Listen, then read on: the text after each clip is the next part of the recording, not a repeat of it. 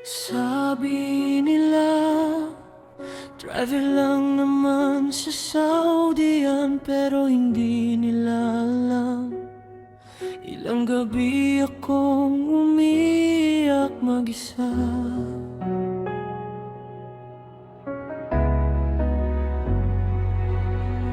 Gigising ng maaga, pagod pa ang katawan, kakapit sa manibela. Kahit puno ng isipan, sigaw ng amo, parang kutsilyong tumatama. Ngingiti na lang ako, kahit durog na sa loob. Habang sila'y mahimbing, ako'y nasa kalsada, tahimik na lumalaban para sa pamilya. Minsan noodles na lang para may maiuwi, kaysa sarili ko ang mabusog gabi-gabi.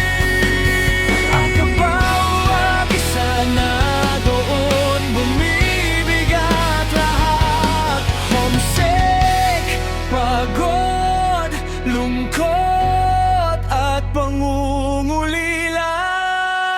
Travel lang daw ako sa bansang hindi akin, pero bawat pawis ko, pangarap ang kapalit. Hindi nila nakikita luhang aking tinatago, habang pilit lumalaban kahit sobrang pagod na puso.